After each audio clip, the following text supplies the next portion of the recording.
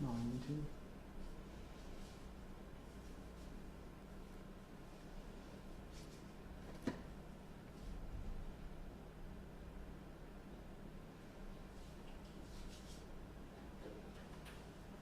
No YouTube não tá aparecendo. No Facebook já tá lá.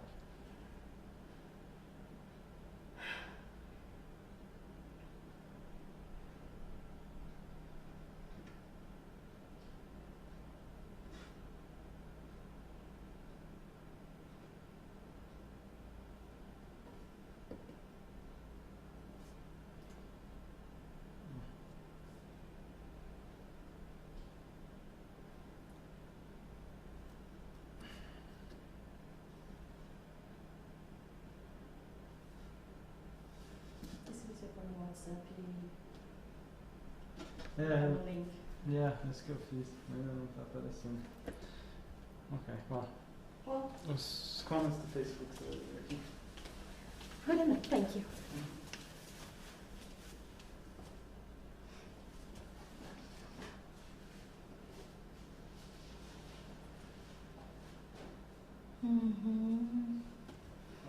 Where is it? Oh, here. I still see you. Now I see me. Thank you, Victor. Well, good morning, everybody. We are here for the second talk of our Cherishing Life, and as you can see, I was wearing my mask because we are following COVID protocols. At this moment, only Victor and I are here at FSS, and whenever there are two people in one room, we are wearing our masks. And for the speaker to be able to speak without a mask, whoever else is at the Spirit Center just leaves the room so that we can keep up with best practices and the bylaws for our city of Calgary. A few comments before we get started is, as Victor mentioned before, this is the fourth year that we are having our Cherishing Life Suicide Prevention Workshop. And we've been evolving with the years, of course, and we've been trying to keep the content as most up to date as we can, obviously concerning numbers like Victor brought to you. And for example, last year we had numbers only up until 2016. This year Victor brought us numbers from 2018. So every year we try to update mainly the numbers as much as we can. However, suicide is such a broad subject that we could be here for a whole week all day long and we would still have material. So it's very important that everybody understands that these workshops that we do this year, this is the third one, these workshops that we do, the objective is to give a general idea.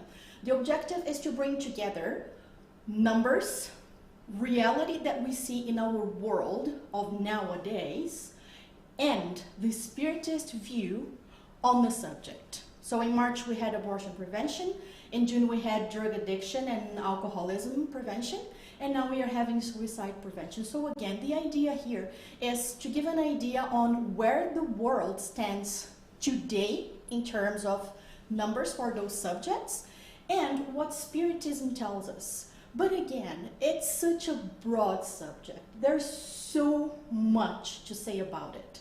Our idea here today is hopefully to give people an insight, both of numbers and of what Spiritism says, but mainly to instigate curiosity on whoever is watching.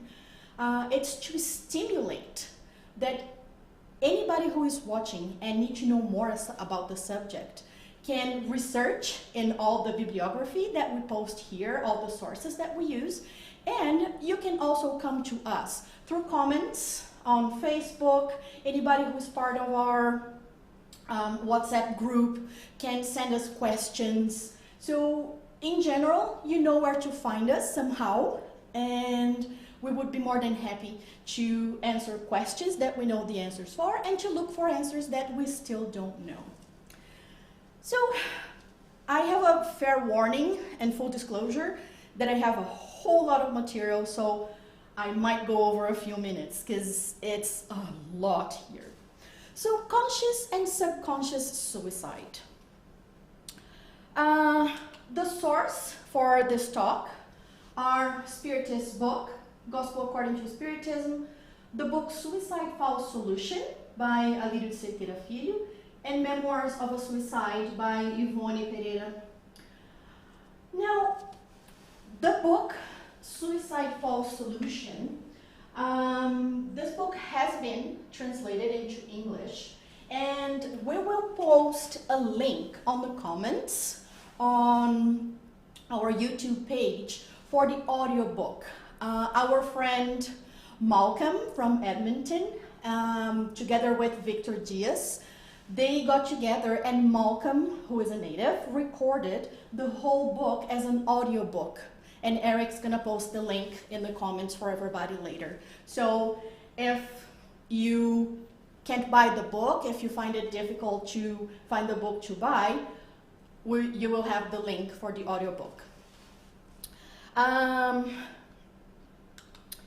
Here we go. Our objective today is to reflect on kinds or types of suicide, and we divided them into conscious and unconscious, and we will explain it better.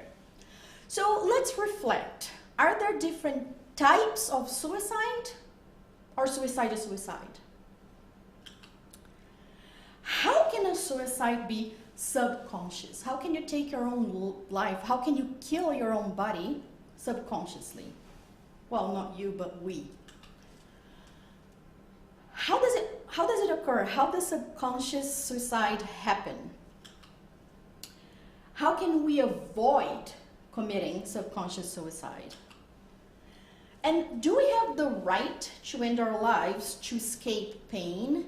And of course, this question talks specifically about euthanasia. So we're going to be talking about conscious and subconscious. So definition. The definition of intentional suicide, that's a language, that's a word that is used in Canada or in English in North America, is the act or an occasion of taking one's own life voluntarily and intentionally. Therefore, intentional suicide. It's also called direct suicide. And then we have unintentional or indirect suicide. Occurs when the actions or behaviors of a person indirectly causes their death. So we have intentional or direct, when you have the intention of taking your own life. And we have unintentional or indirect when it happens because of something else that leads to it. Something else causes the death, not you directly doing it. So, bringing this to Spiritism, this is the reason why we're going to switch intentional for conscious and unintentional for subconscious. And why this? Because everything we do to ourselves relates to our conscience. Spirit's book, question 621, Kardec asks, where are the natural or divine laws written? And the Spirit's answer, in our conscience. So the act of killing your own body, or any act that implies that any act that comes from us using our free will is connected to our conscience. So this is why we're going to use conscious and subconscious.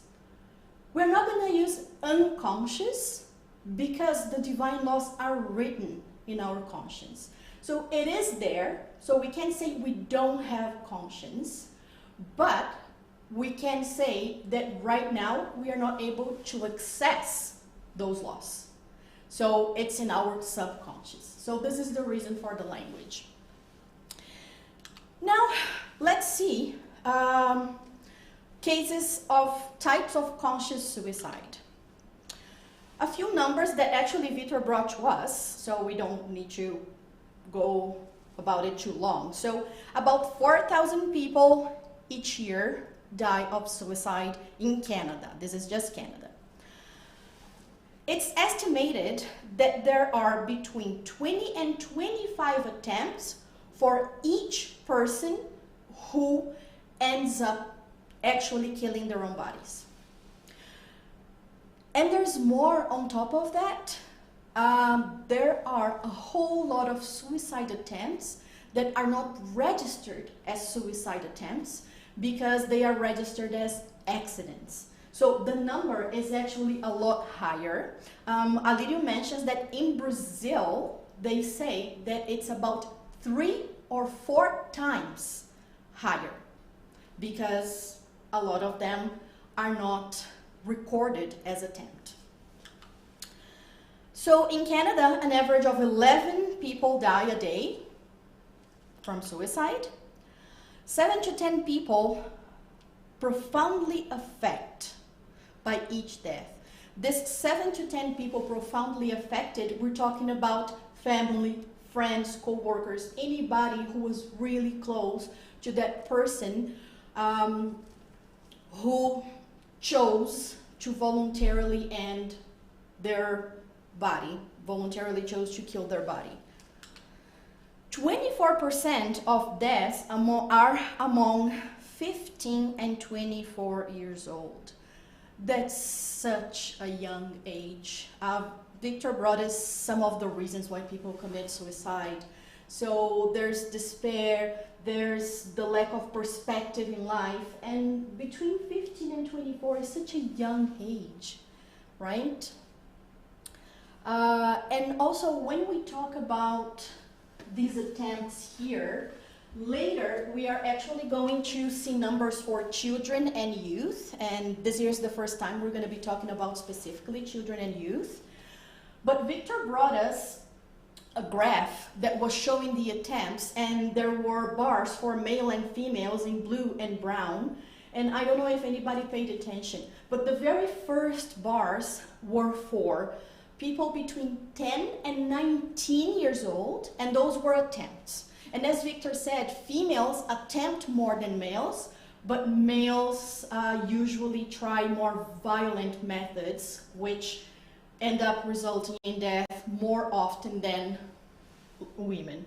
So between 10 and 19 years old, it was an average of 49 males to 211 females. So we are going to talk more about youth, but that is a very frightening number. It's more than 4 times girls trying to end their lives, and it is very important for us to reflect on why, and we'll talk about this more lately. And these facts are from Crisis Services Canada. Now, why? And what are some of the signs? So we're going to bring some of the signs that somebody is thinking about, or maybe even at the stage of planning a suicide. So increased toxic substance use, alcohol or drugs. So if you see this sign in someone, that's one of the signs, somebody trying to escape reality.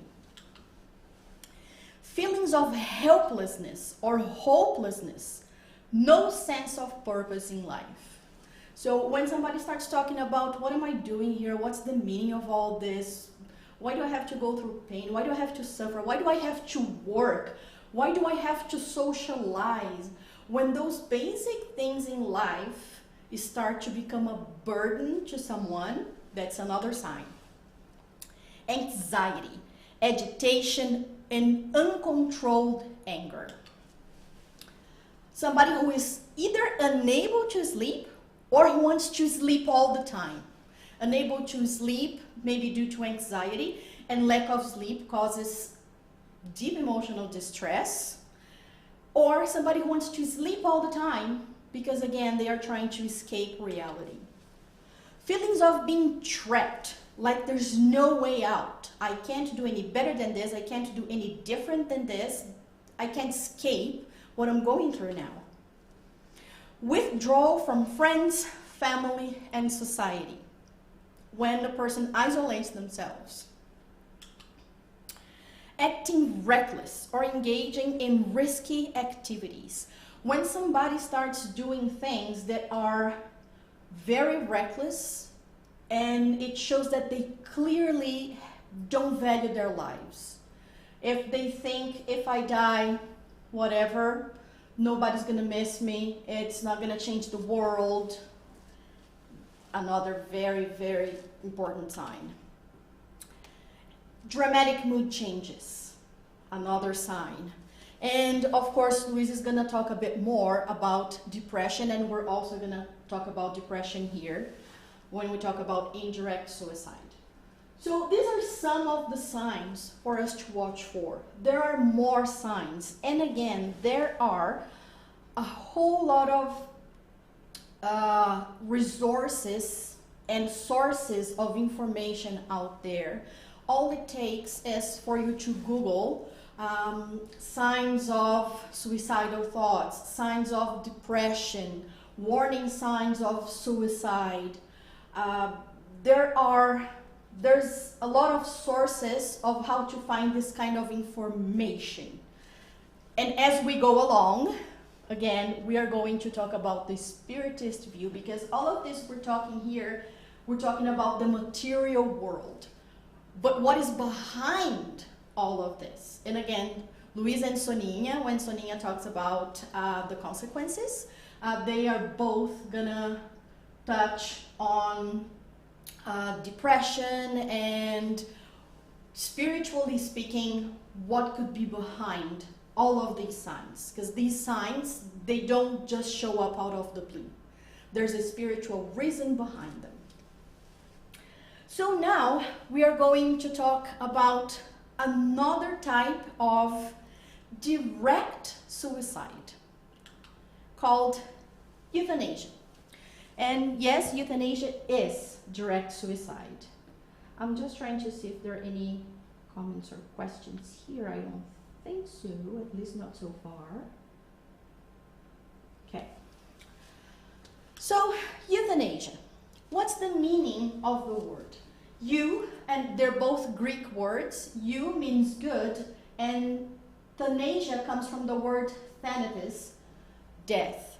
So the meaning of euthanasia is good death. Why? Because the definition of euthanasia is the painless killing of a patient suffering from an incurable and painful disease or an irreversible coma. So this is why it's called good death, because the idea behind it is that you are shortening a person's suffering. In the Spirit's book, and in the Gospel According to Spiritism, we're gonna see that that's not what it is, but that's what our materialist society thinks it is. Materialist society, materialist people think that it's just shortening the suffering, taking the pain away. But like Victor told us, the very first realization is disappointment, because you won't finish the pain. You won't put a stop to the pain. You're going to aggravate it down the road. But again, material society thinks that it's lessening the pain. And again, still in the definition, there is active euthanasia with the use of lethal substances, and passive, withholding treatment to continue or prolong life.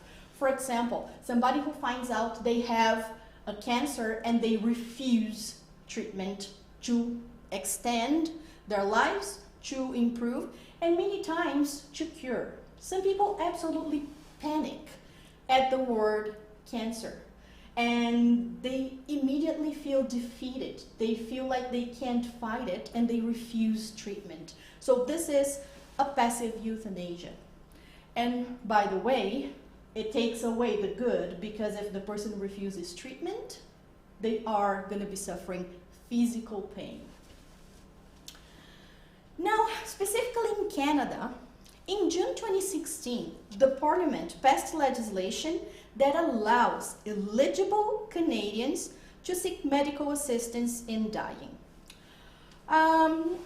Okay, so there are rules. It's not as easy as I want to do it. There's a criteria to be followed, but it was legalized. So there are specific people who can administer medication, and who can do it is different from province to province. Some provinces only doctors, some provinces nurses can do it too, and so on and so forth. So the rules are a little bit different in each province, but the general idea is the same for the whole country. So clinician or doctor, anybody that is a medical professional. So clinician administered medical assistance in dying, also known as voluntary euthanasia. And there's self-administered medical assistance in dying, and this is known as assisted suicide. So it's the case where it's not a doctor who will give you the medication, you will take it home and take your own time to ingest the medication. In terms of numbers, this comes from the first, since 2016, this comes from the first annual report concerning what they call MAID, it's at the very top, M-A-I-D, which means medical assistance in dying, which is a fancy word for euthanasia. And in 2016, we had 1,015 people. 2017, 2,833, almost 3 times. 2018, 4,467. And last year, in 2019, we had 5,631 people dying with medical assistance in dying or euthanasia. These numbers again are from Canada. And like I said, this was taken from the first annual medical assistance in dying report from last year, 2019. Just to put things in perspective, when we talk about Canada, where does Alberta stand in the whole picture? So I brought the numbers. So for the whole Canada, 7,336 requests. So there were 7,336 requests for MAID or euthanasia. 571 or 7.8% were denied. 263 people or 3.6% withdrew their request. They thought better about it and decided not to. 1,113 people, or 15.2%, died before they could actually have the euthanasia.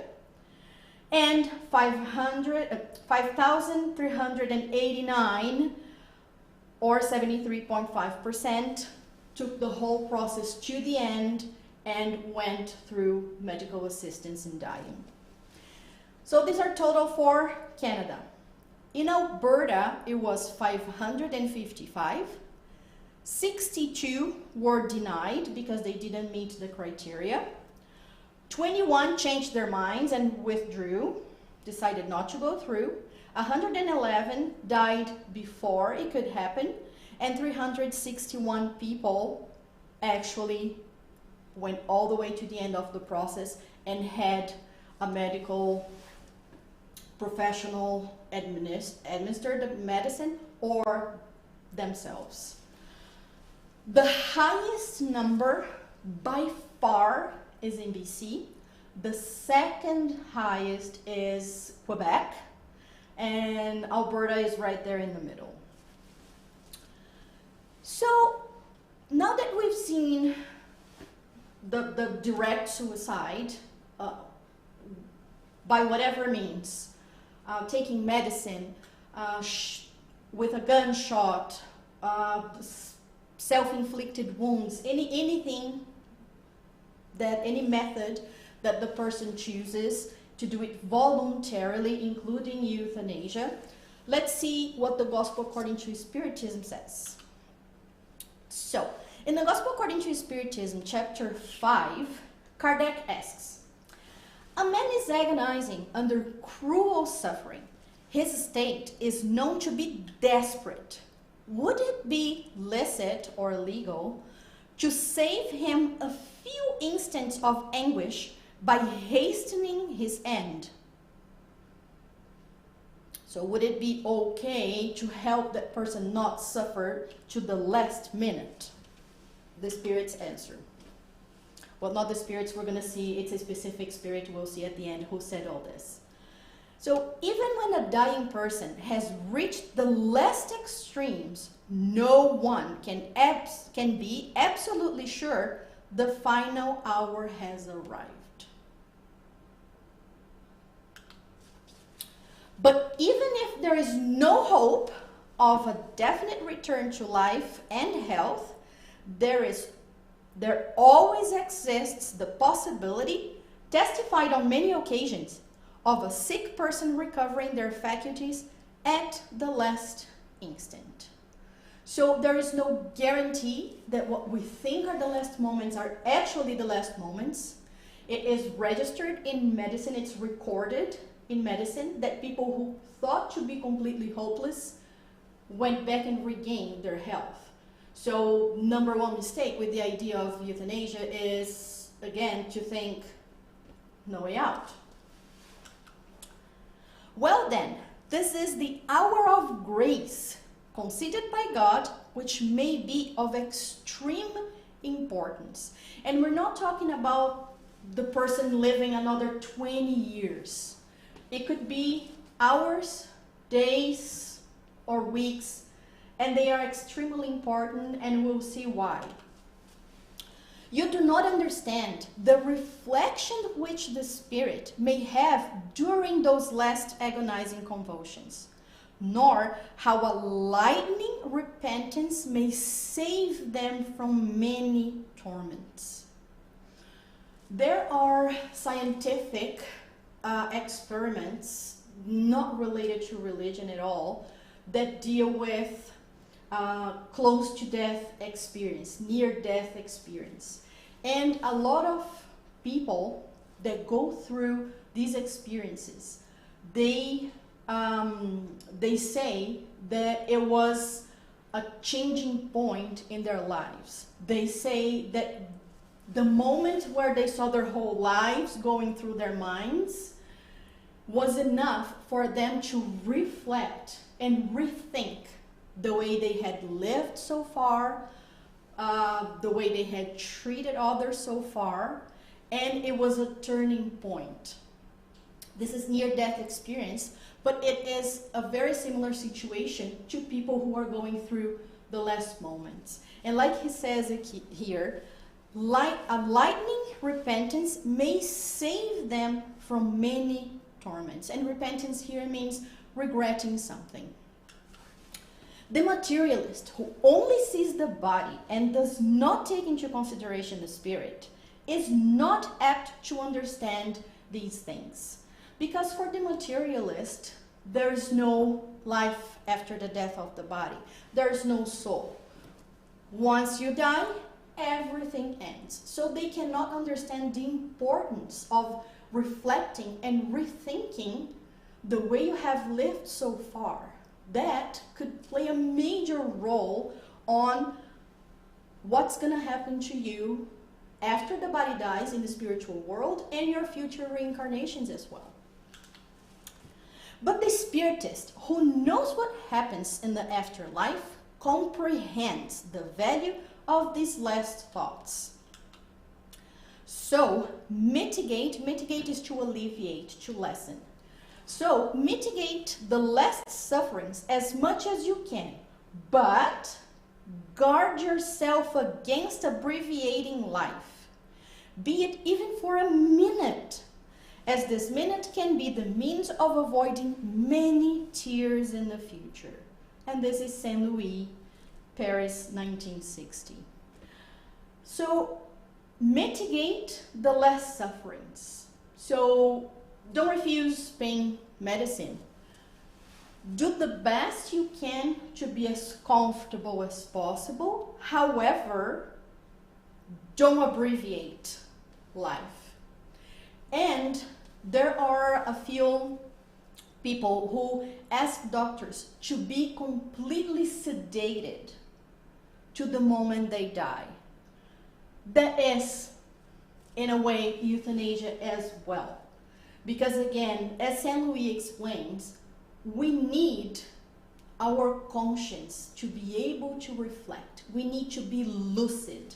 We need to be conscious and aware of our environment. So lessen the pain as much as you can, be as comfortable as you can, but don't deprive yourself or ourselves, because we don't know how things are going to go for ourselves in the future. So it's important for us to understand that it's okay to try and be comfortable, but we should not try to numb our conscience. We should not try to deprive ourselves of being conscious in those last moments, because they are extremely important. Now we're going to talk about subconscious suicide. What is subconscious suicide? Like we said in the beginning in the definition, it is something that causes you to die. For example, vices and addictions. 3 out of 4 deaths of people who get hospitalized because of alcohol and drug abuse, 3 out of 4 of those people who die from alcohol or drug substances are alcohol. So 3 alcohol, 1 drugs. Extremely important for us to evaluate our behaviors when it comes to alcohol. So 400 plus Canadians are hospitalized due to alcohol or drugs. 10 die from substance abuse every day. It's also important to understand that those numbers that Victor showed us, and even the numbers for euthanasia that I showed here, those are recorded direct suicides. Indirect suicides are not recorded as suicides. They are recorded as accidents. So the number of suicides is way higher than those numbers, because those are only direct and not the indirect. So here we're talking every day, 10 people die from substance abuse. 3 out of 4 of these deaths are alcohol, and the other one, other substances. Each day, 100 Canadians die of a smoking-related illness. Heart disease, lung cancer, throat, esophagus cancer, they are all caused by smoking. And specifically in Canada, smoking can decrease a person's lifespan in about 10 years. So the lifespan for females is higher than males, but for both of them, if you're a smoker, it's about 10 years of your life decreased. 3,987 apparent opioid-related deaths in the country in 2017. So this counts, again, as reckless behavior, as doing things that you know are harmful to your body, but you don't care. At least not enough. So why do people commit, let's use commit, subconscious suicide?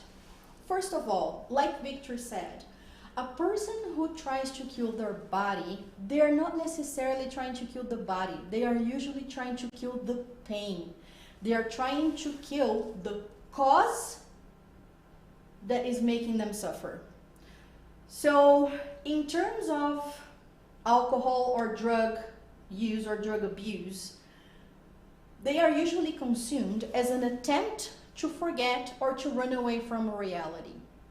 And as we saw before, one of the signs of that a person is suicidal or starting to have suicidal thoughts or plans is to start drinking or consuming drugs excessively. And again, why? Because the person is trying to escape reality. They are trying to forget something that could be traumatic. So this type of subconscious suicide, drugs, lessening our lives because of smoking, of reckless behavior, this is worse than killing oneself in an act of desperation because you had the time to reflect. It is fairly uncommon to, when you say to a smoker, you're killing yourself slowly, it is common for the smoker to reply, I'm not in a hurry. So again, they know they are killing themselves. So this is a lot worse than a person who commits suicide as an act of passion because they've been turned down by their romantic pair. Someone who is trying to escape something else. So somebody who is, like Victor said, in a psychotic, having a psychotic episode and is not completely aware of what they're doing. So this kind of subconscious suicide is way worse because you do it over a long period of time and you know you're doing it. So you had time to reflect, but you just didn't. It kills the body, which is our blessed gift for evolving, is slowly in search for pleasure at any cost. So all these vices and addictions, and that includes sex as well, it's not here, but in the book Memoirs of a Suicide, there's a part where they explain about people having their lives shortened, subconscious suicide, because of addiction to sex. And it is extremely eye-opening, very graphic, and it's worth reading. So people are searching for pleasure at any costs, forgetting about everything with drugs, with alcohol, feeling good, or just numbing their conscience because of a trauma or because of something else. It is a fleeting, a very brief, short moment of pleasure versus centuries for the spirit to rehabilitate themselves, body and conscience. It's not worth it.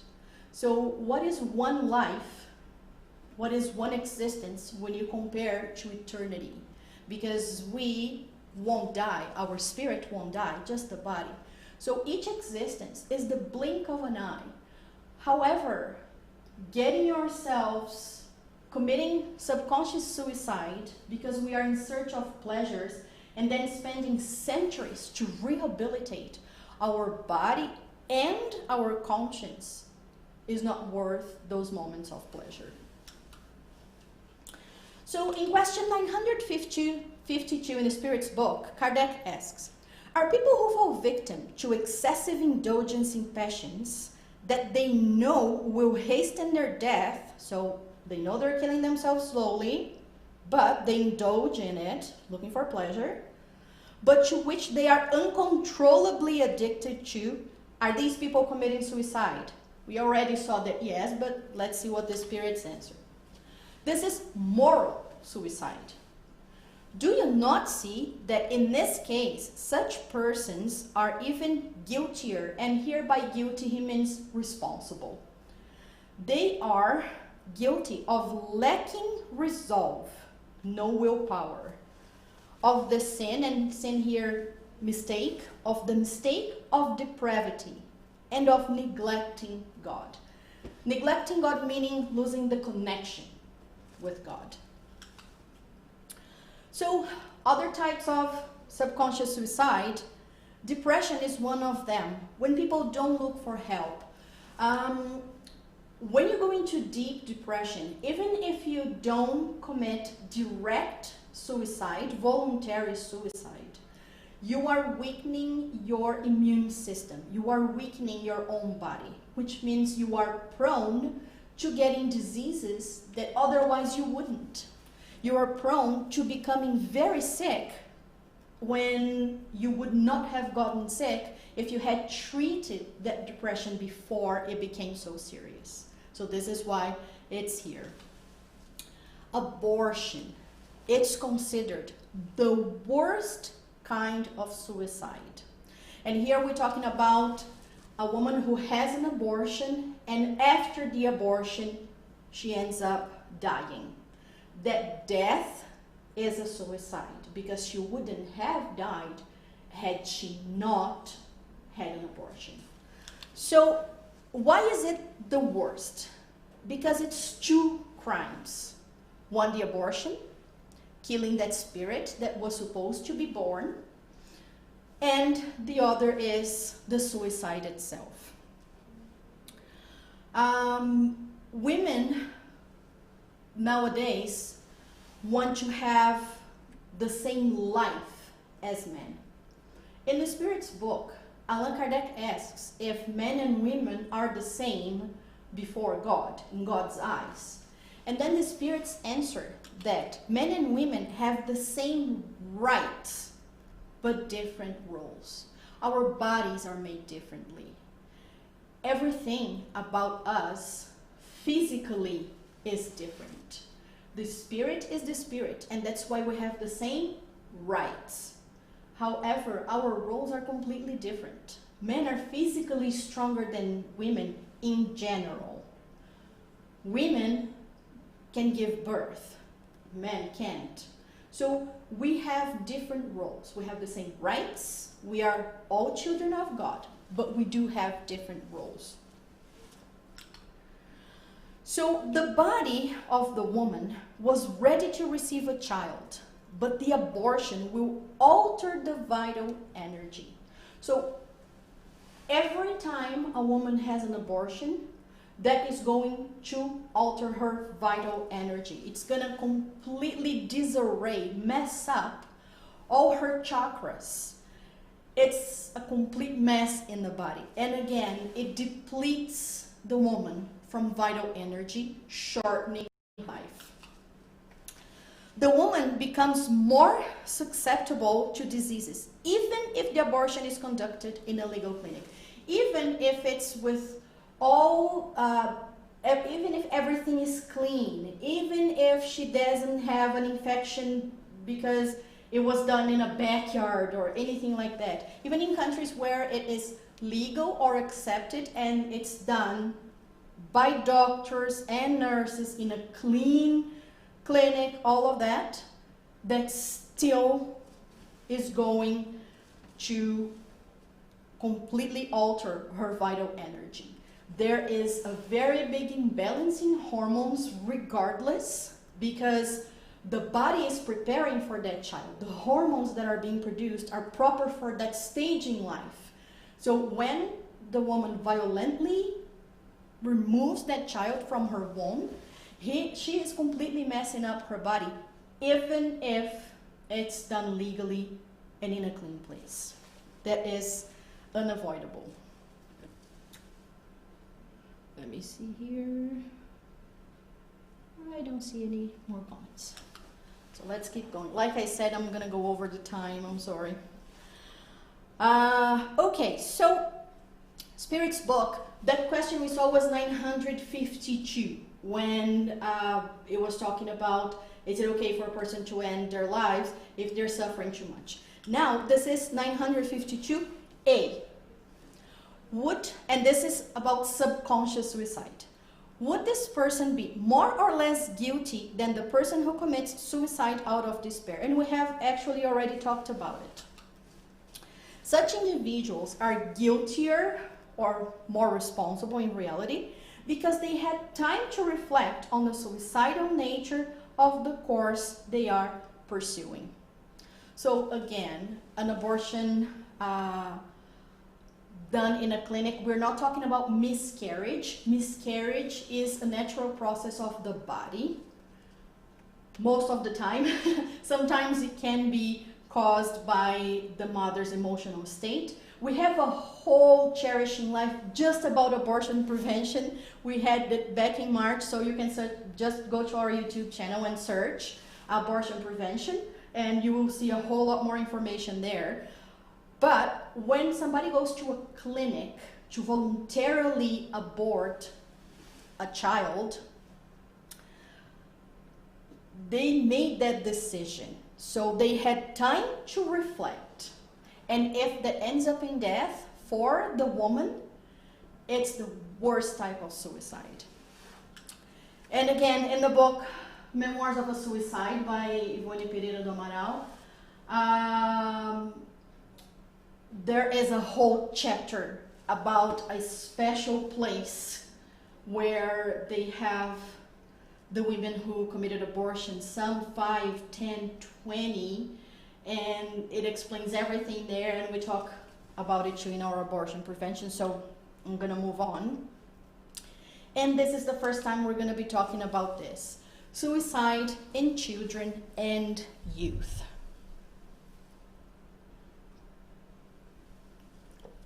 In the Spiritist Review, or in Portuguese, Revista Espírita, of October 1866, Allan Kardec says that the closer we get to the time of transition, or as transition progresses, because it's not a one short time event, it's a progression.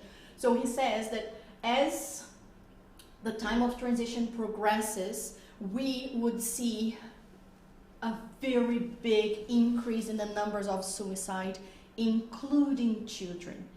And here we have numbers to show it. So these, the numbers themselves are from Statistics Canada, but this information was taken from the Center for Suicide Prevention, and if you want to take a look at it, you can just Google children and suicide in Canada, and you will come to that webpage. Child suicide deaths are often officially reported as accidents or unintentional deaths, so they are likely underreported. So that's the first disclosure. The numbers we are going to see here are reported suicides, but as the statement says, most of them are reported as accidents. So the numbers we are going to see are underreported. The numbers are higher, but even the numbers we're going to see are scary. So in 1917, 584 children under age 14 visited hospital emergency rooms for suicide attempts and self-inflicted injuries. It's a lot, and it's underreported. In 2018, 46 recorded suicides in children aged 1 to 14. 2018, suicide was the leading cause of death among children aged 10 to 14. Higher than cancer, higher than respiratory diseases. Number one cause between 10 and 14 was suicide. Suicide, Victor showed this to us in his infographic, that suicide is the second leading cause of death among 15 to 29-year-olds. We can't ignore this. We can't ignore these numbers. Warning signs. People thinking about suicide typically exhibit warning signs. Any significant change in behavior may be a warning sign. We saw some signs before for adults, but warning signs for children can include change in usual behavior, neglecting personal interests or previously enjoyed activities. So here are the changes in behavior. So neglecting personal interests, something they used to love, and they completely lose interest. Dreaming or worrying about death, having recurrent nightmares, and being worried all the time about death, that their parents are going to die, that they're going to die. Increasing problems at school or problems occurring for the first time. Expressing or demonstrating a general dissatisfaction or disinterest in all activities. An apathic child doesn't want to do anything, doesn't want to go outside to play. We know this is normal nowadays because of electronics, but if they lose interest even in electronics, that's a problem. Another very important thing for us to watch, go into the browsing history of our kids' phones, tablets, or whatever. See what they're looking at. Are they looking at things regarding suicide? Are they looking at things that are very depressive, very dark, lead to dark thoughts? So let's check our kids' browsing history. Multiple symptoms of depression. Depression in kids can show up a little bit different than in adults. So experiencing long-term sadness or frequent crying. Developing difficulties concentrating in school. Losing interest in previously enjoyed activities or lacking energy to participate. That was in the previous slide too. Having insomnia or frequent nightmares. Routinely not answering questions or long delays in answering. Like they don't want to talk, they don't want to interact. Complaining of physical aches and pains not linked to verified illness. Just hurts, but they don't have any illness or disease or condition that would justify that. Experiencing anxiety and multiple fears or phobias. So these are warning symptoms of depression in kids. So if conversation that kids have that could indicate suicidal thoughts or plans, if they say, I'm not very happy most of the time, I think about dying, I think mom left because of me, it would be better if I wasn't here. Or for divorced parents, if the kids think the divorce was their fault, I hate my life, I want to go away. And again, all this information was taken from the Center for Suicide Prevention, and you can just Google Children and Suicide, Center of Suicide Prevention, Children and Suicide Canada. There is a lot more information there about how to start the conversation, how to start talking to kids, and all that. But again, this is what the material world can offer us. What can we do at home? What can we do as parents? How can we help those kids hopefully not even get to that stage, but if they are at that stage, how can we help them get out of it? So at home, as parents and significant adults, and who are significant adults? Grandparents, uncles, and anybody who actively participates in a child's life. It could be the Spiritist child educator as well in the Spiritist Center. So anybody who plays a significant role in that child's life, anybody they would respect or listen to or follow is a significant adult. So as a person who has influence in a child's life, our children or someone else's children, what are we doing? We need to pay attention to our behavior too. Are we bullying them? Because we think of kids bullying kids, but adults can bully kids too when they make fun of the kids, when they put the kids down, when they compare, when they say, oh, I was much better at school than you are. Oh, your grades are not that good. Oh, you're not looking good today. Remember when we talked about the girls, how many girls attempted suicide between 10 and 19? It's directly related to self-esteem, to people making fun of them, to body shaming them not feeling good enough, many times, first of all to their parents, and then to the people outside. So as parents, are we doing that kind of thing?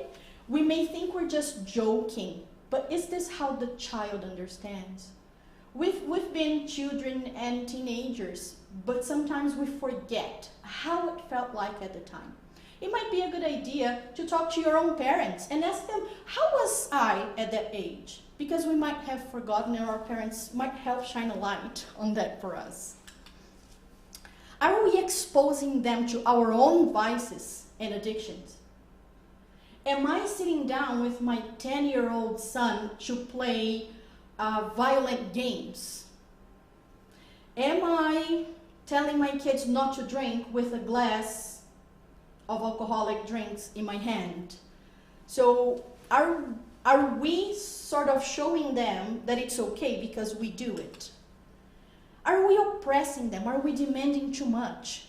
When they get a good grade at school, are we saying, oh, no big deal, that's your job, you're not doing anything more than you should? Do we say they're not good enough in any way, shape, or form? Because maybe we're not saying those words, but that's how they understand and how they feel it. Or are we letting them chew loose? Kids and teenagers, they need limits. Sometimes letting a child, being a permissive parent, and letting a child or teenager do anything they want could lead them to think that the parent doesn't care. They don't have rules because the parent doesn't care. It's not necessarily true, but again, we need to understand how they feel. I might be saying A and the child understands B. So we need to understand how the child is perceiving what we say. Or are we transferring our responsibilities? I don't have to talk about spiritism or pray at home because my kid goes to the spiritist center. I don't have to explain to my kid that if they kill their bodies, the spirit doesn't die. They should learn that at the spiritist center. Are we transferring our responsibilities of the influence we have in those children's lives? So what do we do? The first thing, connection with God. And in the book, The Health of a Saúde das Relações Familiares, The Health of Family Relationships, and also in the book Memoirs of a Suicide, Alito explains that, and Alito explains in those two books that a mother is the connection of her child, and this is not just biological mother, adoptive mother or grandparents who raise the kids. Anybody who plays the mother role is responsible for that connection with God, teaching their kids to pray. So this is the most important job, because whatever that person becomes in life, they will never forget that that mother taught them to pray, that their mother taught them to connect with God, to have hope, to pray for help. Gospel at home, extremely important. It's when sometimes kids or teenagers don't want to participate and parents don't force them because they say, oh, they have their free will. However, it's during the gospel at home, like we saw some passages of the gospel according to Spiritism that talks about suicide, about madness, about so many subjects, about loving your enemy, about how to behave. If we excuse our kids because they just don't want to participate, we are robbing them. We're taking away their opportunity for learning such important things. A child who thinks about committing suicide because they feel empty inside or because they want to run away from a situation, if they don't know that life doesn't end there, they might make that mistake. And the gospel at home is such an important event in a family's daily life. Praying, again, it's important. And we say mother's most important job, but hey, fathers too. The whole family praying together, there's nothing more precious. Talking, having meaningful conversation. For example, if you have a daughter, ask her how she feels about herself.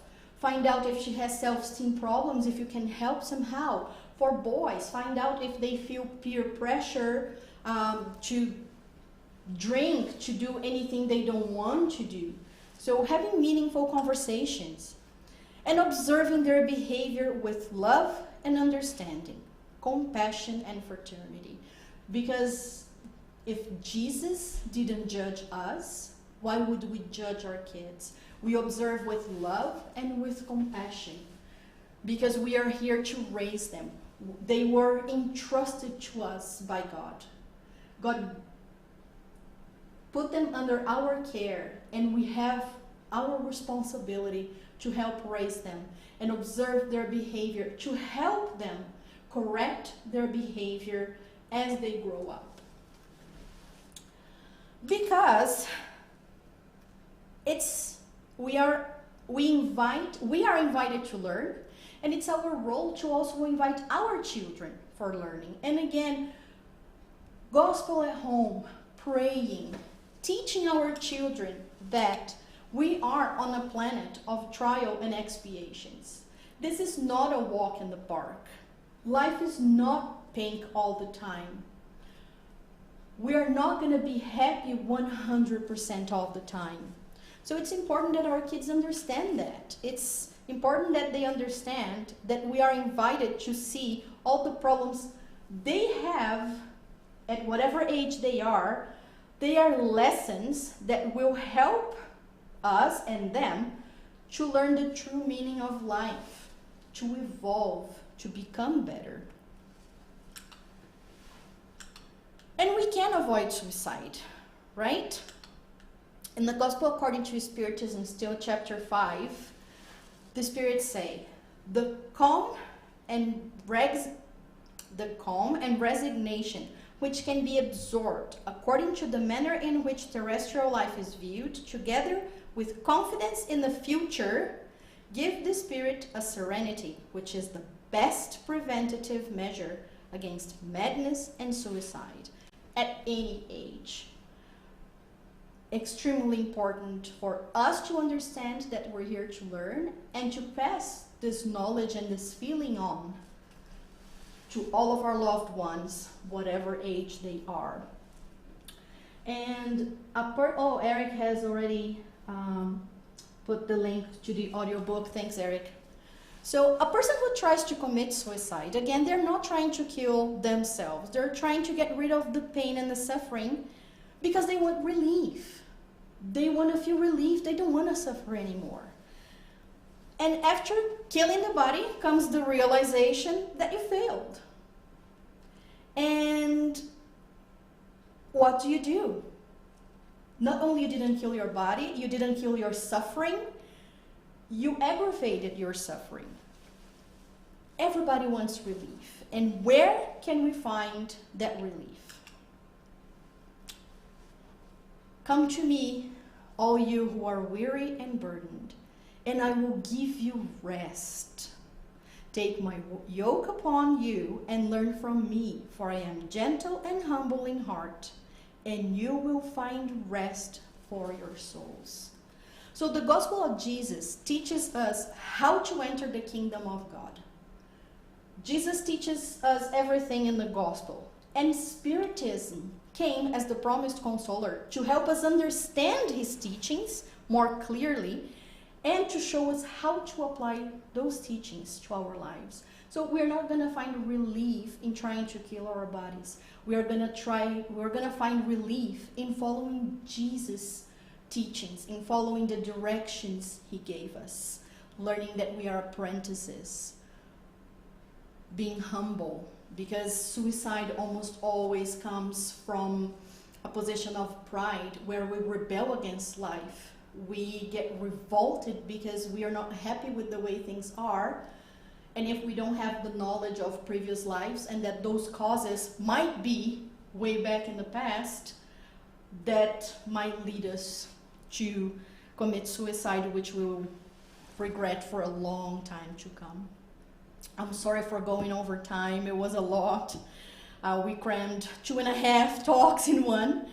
But thank you very much, everybody, for watching. We are going to be back at 1. And enjoy your lunch. Thank you for watching.